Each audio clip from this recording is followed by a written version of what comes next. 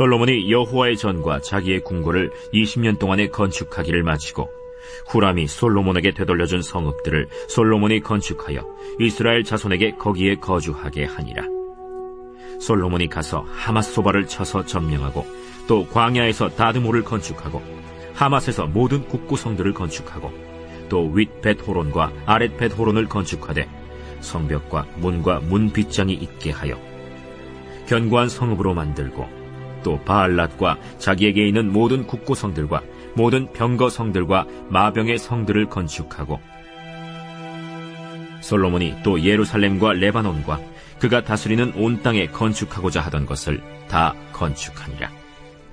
이스라엘이 아닌 헷 족속과 아모리 족속과 브리스 족속과 히위 족속과 여부스 족속에 남아있는 모든 자 곧 이스라엘 자손이 다 멸하지 않았으므로 그 땅에 남아있는 그들의 자손들을 솔로몬이 역군으로 삼아 오늘에 이르렀으되 오직 이스라엘 자손은 솔로몬이 노예로 삼아 일을 시키지 아니하였으니 그들은 군사와 지휘관의 우두머리들과 그의 병거와 마병의 지휘관들이 됨이라. 솔로몬 왕의 공장을 감독하는 자들이 250명이라. 그들이 백성을 다스렸더라. 솔로몬이 바로의 딸을 데리고 다윗 성에서부터 그를 위하여 건축한 왕궁에 이르러 이르되 내 아내가 이스라엘 왕 다윗의 왕궁에 살지 못하리니 이는 여호와의 궤가 이른 곳은 다 거룩함이니라. 여러분께서 신앙생활을 하면서 청교도 신앙이라는 용어를 들어보셨을 겁니다. 이 청교도들이 원래는 영국에서 살던 개신교 신자들인데요. 17세기 초에 영국을 다스리던 헨리 8세가 영국 내에 있는 개신교 신자들을 탄압하게 돼요. 그러면 왜 헨리 8세가 이들을 탄압했냐? 그 겉으로만 보면 헨리 8세는 교황에게 반기를 들고 천주교와 결별한 개혁자 같았거든요. 그런데 사실 이 결별은요, 믿음 때문에 일어난 결별이 아니라 권력을 왕이 가질 거냐 교황이 가질 거냐, 이 권력 싸움 때문에 일어난 분리입니다. 그래서 근본적으로 헨리 8세는요, 성경 자체나 신앙에 대해서 관심이 없는 사람이에요. 그래서 일어난 일이 뭔가, 이 헨리 8세가 이 천주교와 헤어지고 영국 성공회라는 교단을 새로 만들었는데 이건요, 교황만 없을 뿐이지 천주교와 똑같았던 거예요. 그러니까 이 당시 성공회는 성경 말씀보다 여전히 성직자의 권위가 우선이었고, 그래서 당시 천주교처럼 성공회도 말씀이 훼손될 위험이 너무 컸어요. 그런데 이미 개신교 신자들은 말씀 자체를 읽게 되면서 이런 게 얼마나 잘못되는지 알아버렸거든요. 그래서 이분들이 말씀대로 신앙생활할 자유를 찾아서 이 결단한 게 뭐냐, 메이플라워라는 배를 타고 아예 내 나라를 떠나서 미국 땅으로 건너온 겁니다. 그런데 여러분 생각을 해보세요. 지금 이분들은요, 전쟁 때문에 어쩔 수 없이 피난으로 온 게 아니에요. 이분들이 정든 내 나라를 떠나서 아무것도 없는 신대륙으로 건너왔을 때 그 목적이 뭐였냐? 성경에 쓰여 있는 대로 믿을 수 있는 신앙의 자유 하나였다라는 거죠. 그러니까 이것만 봐도 이 청교도들 안에 있는 말씀 사랑이 얼마나 뜨거웠는지를 볼 수 있는 겁니다. 그래서 이 청교도들이 얼마나 말씀을 사랑했는지 이들 중에서요, 유명한 신학자들이 많이 배출됐어요. 그런데 이 청교도들이 말씀을 연구하다가 발견한 아주 중요한 개념이 하나 있었습니다. 그게 뭐냐? 보통 중세 천주교에서 거룩한 일이라는 성직을 말할 때 이걸 어디에 제한시켰냐면 교회 안에서 성직자들이 하는 일만을 성직이라고 생각했어요. 그런데 성경을 보다가 청교도들이 발견한 게 뭐냐면 성직은 교회 일만 성직이 아니라 세상에 존재하는 모든 직업이 다 선한 직업이고 하나님의 사명이더라는 거예요. 그래서 어느 날 예를 들면 이런 거죠. 어느 날 이 사울이 악신에 들려서 괴로워하고 있었는데 다윗이 이 왕의 마음을 위로하겠다고 열심히 악기 연주를 합니다. 그런데 여러분, 이건 예배도 아니었고요. 그냥 왕의 신하로서 최선을 다해 왕을 위로한 그 직장의 일이었어요. 그런데요, 다윗이 왕을 섬기면서 최선을 다해 연주하는 그 순간 악신이 사울에게서 떠나가요. 그리고 성경을 보면 하나님의 뜻이 교회 안에서 이루어지는 게 아니라 일상의 현장에서 더 많이 펼쳐지고 바로 그것에서 영혼 구원의 사역이 이루어지더라는 거예요. 이런 것들을 보면서 이 청교도들이 한 말이 뭐냐면 직업은 돈 버는 수단이 아니라 하나님이 각 사람에게 주신 성직이요 사명이라는 거예요. 그러면 하나님이 우리에게 직업과 일을 사명으로 주실 때 내 직업에서 이루어져야 될 하나님의 뜻이 뭡니까? 자, 우리가 지금까지 솔로몬의 성전 건축을 묵상했는데 여러분 엄연히 말해서요. 솔로몬이 받은 왕의 직분도 직업이에요. 이게 성전에서 이루어지는 일이 아니잖아요. 그리고 각종 건축이라는 게 세금을 받아서 짓는 일종의 업무거든요. 그런데 하나님이 솔로몬에게 왕이라는 직업을 주시고 건물을 짓게 하실 때 그 하나님의 목적이 뭐였겠습니까? 그건요, 본질적으로 건물을 짓는 게 아니에요. 하나님은 그 직업과 직분을 통해서 사람을 지어 가시는 거예요. 그러니까 이게 무슨 뜻이냐? 여러분, 솔로몬이 건물을 지으면서 두로왕 후람과 거래를 하거든요. 그런데 하나님의 백성은 금전적인 거래를 하면서 지어져 가는 거예요. 어떻게 지어져 가죠? 가장 먼저 이윤보다는 정직이라는 하나님의 성품을 실현해 나가는 거예요. 직장에서. 또 하나님의 내 백성은 건축하는 현장에서 일하면서 성실이라는 하나님의 성품을 배우고 백성들과 함께 일하면서 연합이라는 하나님의 섭리를 배우는 거예요. 그러니까 연합과 성실이 없잖아요. 그 건물은 부실공사가 돼요. 그러니까 건물 이전에 그 일을 통해서 하나님의 사람이 지어져가는 성품의 변화가 일어나는 거예요. 그러니까 사람이 각자의 직업에서 하나님 뜻대로 살면 바로 그 일을 통해서 하나님의 사람으로 성화가 이루어지고 인생의 실력이 쌓이는 거예요. 직업은요, 그래서 성직이고 부르심이에요. 그러니까 인생의 지혜가 생기는 겁니다. 그런데 직업의 목적이 내가 성전으로 지어지는 게 아니라 돈을 버는 수단이 되면서 타락하기 시작하면 바로 그 직장이 강도의 구렬이 되고 이제 내 직업은 내 죄를 짓는 통로가 되는 거예요. 그런데 오늘 말씀을 보면 일과 직장이 타락한다는 게 얼마나 무서운지를 볼 수 있는데요. 여러분, 지금까지는 솔로몬이 왕궁이라는 직장에서 이 성전 건축이라는 업무를 했어요. 그런데 하나님의 뜻대로 이 일을 정말 잘했어요. 그런데 이 일을 하나님 뜻대로 잘하니까 이상하게 그 땅이 더 거룩해지고 하나님이요, 그 직장의 현장에 임재하시는 거예요. 그리고 직장의 이 거룩을 본 많은 백성들이 하나님을 찬양했고 일상생활에서 기쁨이 가득했습니다. 그러니까 일터에서 하나님의 뜻대로 일만 잘해도 전도가 되는 거예요. 그러니까 우리가 일을 하나님 뜻대로 잘하면 직업과 일만큼 우리를 행복하게 만드는 게 없는 거예요. 그것만한 선교가 없다라는 거죠.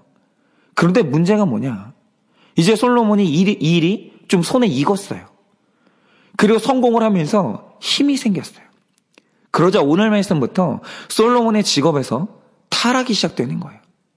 그러면 가장 먼저 어떤 타락이 일어났냐? 2절을 보면 후람이 솔로몬에게 되돌려준 땅에서 솔로몬이 성읍들을 건축했다, 이런 기록이 있습니다. 그런데 이 구절이요, 솔로몬의 타락을 보여주는 구절이에요. 왜 그런가? 우리가 지금까지 본과 이 솔로몬은 자기 입장에서 볼 때 을의 입장에 있는 후람과 일을 했어요. 솔로몬은 갑이었고 후람은 을이었다는 거죠. 그런데 중요한 것은 이 갑인 솔로몬이 후람에게 일을 시키면서 한 번도 부당한 이득을 취하지 않아요. 내가 갑이고 네가 을이라고 해서 준 것보다 더 일을 시키지도 않았고, 만약 어떤 일을 시켰으면 시세보다 더 많이 줄지언정 정당한 대가 지불을 안 한 적이 없었어요. 그러니까 이 솔로몬이 약자와 일을 하면서 갑질을 안 한 거예요. 정당하게 대가를 치르는 거죠. 그런데 성전 건축이 완성되면서 보여주는 이 솔로몬의 이상한 모습이 뭔가? 성전을 짓는 동안 후람은요, 진짜 열심히 일했습니다. 그리고 모든 원조를 힘을 다해서 다 했어요. 후람은 잘했어요. 그래서 솔로몬이 그 대가로 후람에게 땅을 주는데 후람이 대가로 얻은 땅에 가보고 깜짝 놀란 거예요. 왜냐? 그동안 솔로몬은 대가를 지불하면서 늘 정직하게 대가를 치렀어요. 그런데 이번에 대가를 치르는 갈릴리 지역의 땅을 가봤거든요. 그런데 이건 평지가 없는 산지만 준 거예요. 한마디로 솔로몬이 갑질을 하면서 쓸 수가 없는 땅을 주는 겁니다. 그래서 이 땅을 받고 후람이 얼마나 마음이 상했는지 그 땅 이름을 붙이기를 가불이라고 했는데, 이 가불의 뜻이 뭐냐면 굳고 메마른 땅이다, 이 뜻이에요. 쓸 수가 없는 거예요. 지금 후람이요, 마음이 엄청 상한 겁니다.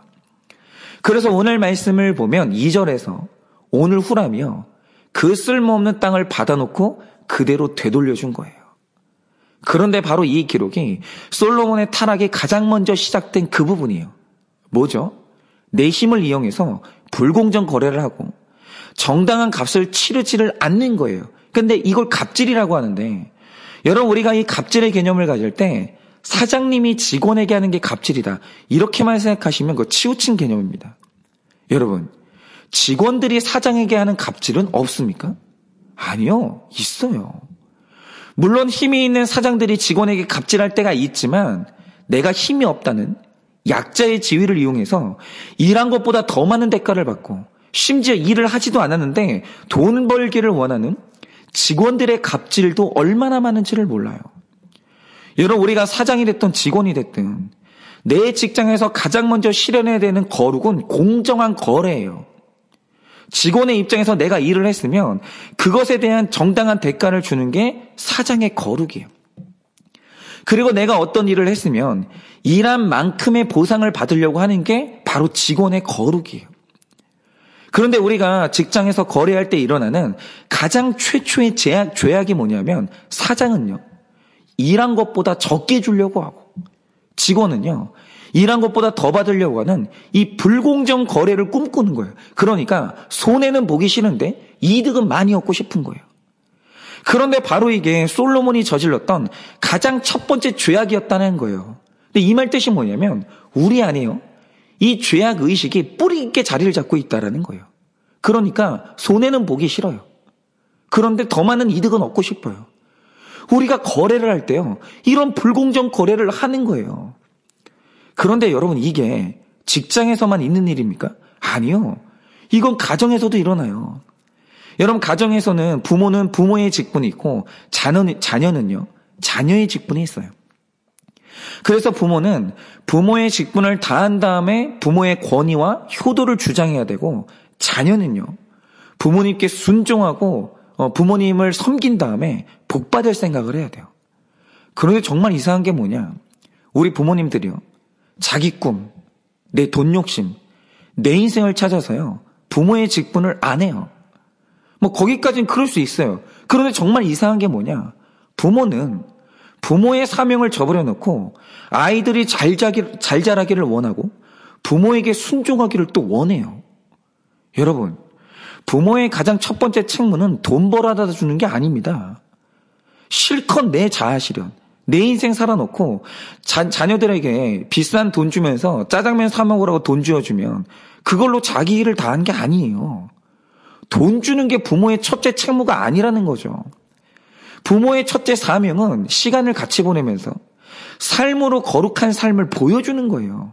그런데 부모님들이 같이 한 시간이 없으면서 왜 자녀가 나를 공경하고 사랑하기를 원합니까? 그리고 내가 보여준 거룩의 삶이 없는데 왜 자녀가 바르게 자라기를 원하죠?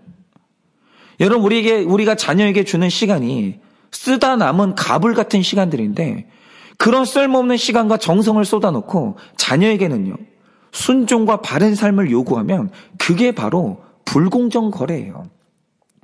자기는 손해를 안 보면서 자녀에게는 기쁨을 얻기를 원하는 거죠. 여러분, 세상에 그런 불공정 거래가 어디 있습니까? 자녀들도 마찬가지죠. 부모님이 자녀에게 가져야 되는 최종 목적은 독립이에요. 여러분, 우리가 유아 세례를 받을 때야 부모님의 믿음으로 구원받지만 만 14세가 되면 이제 영적으로 독립해야 돼요. 그거부터는요, 사람이 자기 믿음으로 구원받는 거예요. 여러분, 영적인 세계의 최고의 목적은 뭐냐? 그 독립이에요. 그리고 이건요, 경제적으로도 마찬가지입니다. 여러분, 이렇게 독립한다는 것은 당연한 하나님의 섭리고, 부모에게 무한정 의지하는 건 그건 불공정 거래예요. 여러분, 부모님이 미성년 때까지 책임져 준 건 의무가 아니고요, 세상에 없는 사랑이고 은혜예요. 그런데 왜 자녀들은 자녀가 부모에게 베푸는 건 짐이라고 하면서 부모가 자녀에게 베푸는 건 왜 의무라고 하죠? 여러분, 세상에 그런 불공정 거래가 어디 있습니까? 여러분, 부모들은요, 자녀 때문에 무릎도 꿇고 자기 인생도 포기해요. 그런데 왜 자녀는 부모님 때문에 해야 되는 포기를 그렇게 억울해하죠? 여러분 이런 게 다 불공정 거래예요. 손해보기는 싫은데 이익을 많이 얻고 싶은 거죠. 그런데 우리가 거래를 하면서 정직이 목적이 아니라 손해 안 보고 많이 챙기는 도둑놈 심보가 목적이 되니까 거기서 불공정 거래가 생기고 거기서 갑질이 일어나는 거예요. 그리고 요즘에 이 중고 거래가 정말 활성화됐는데 여러분 이 거래가 타락하니까 이 중고 사이트에서 어떤 일이 일어나죠? 이상한 물건을 내놓고요. 더 많이 챙기려는 불공정 거래가 그렇게 활발한데 그 안에서 거짓말이 난무하는 거예요. 그런데 심지어 그리스도인들도요.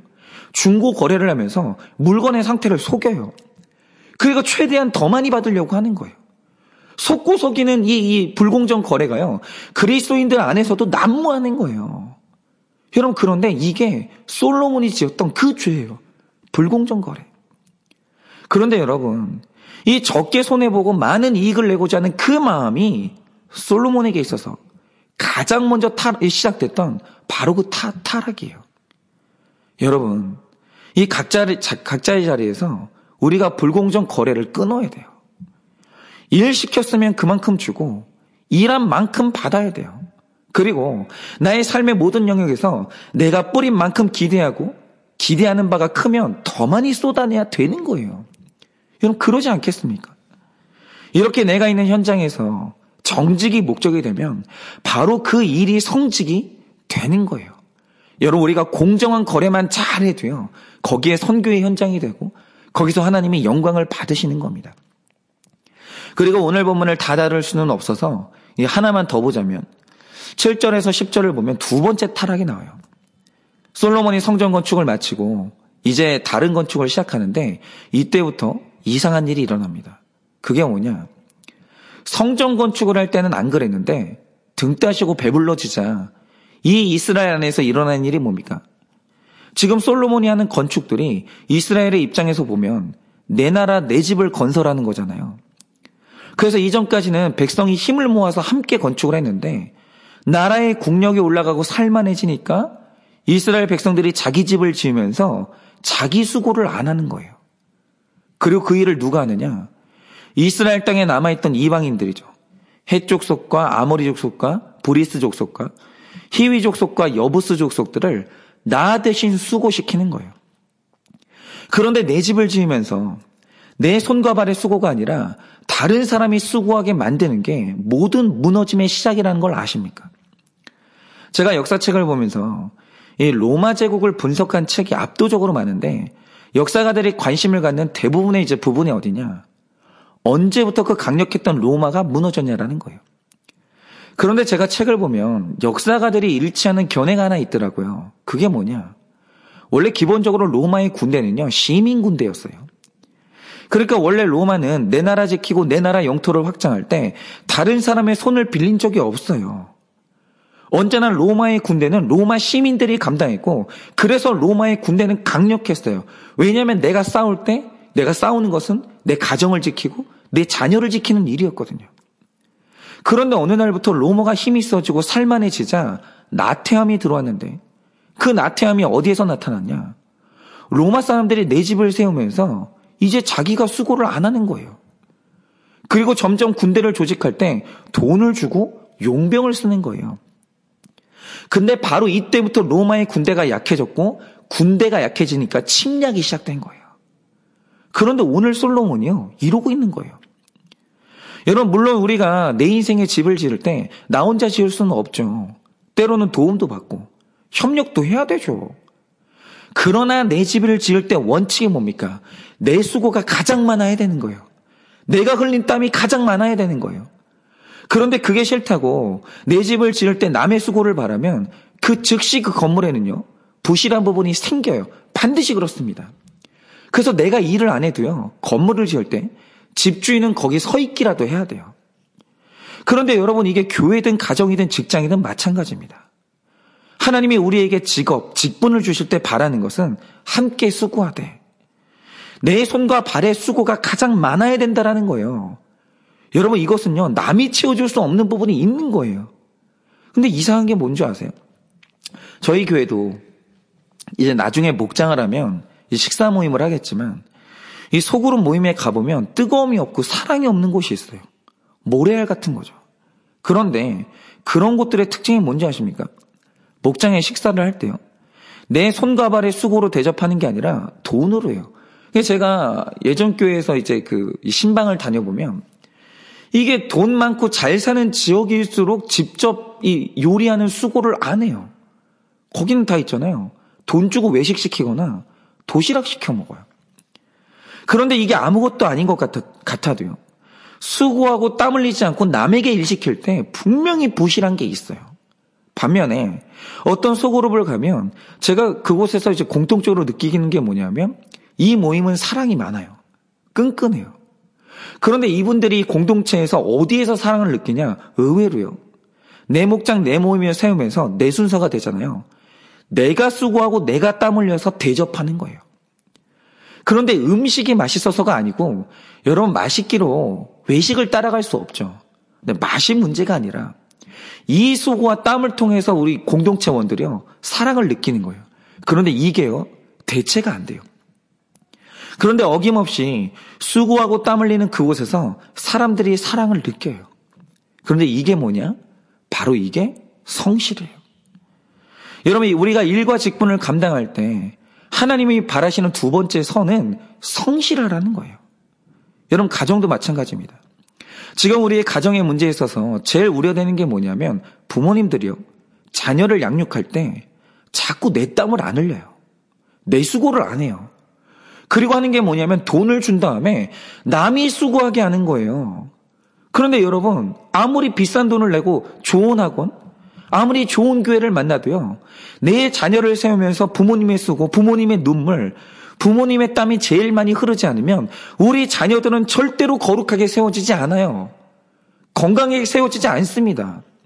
그러니까 솔로몬이 보여준 일의 두 번째 타락이 뭐냐? 내 집을 세우는데 성실함이 사라지는 거예요. 나는 적게 일하고 남의 수고에 의지하기 시작하는 거예요. 돈 쓰는 거예요. 그런데 여러분 어느 가정, 어느 교회, 어느 조직도요. 이런 방식으로는 절대 세워질 수 없습니다.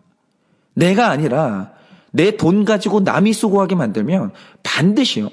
사람 공사든 교회 공사든 뭐가 됐든 간에 부실 공사가 됩니다.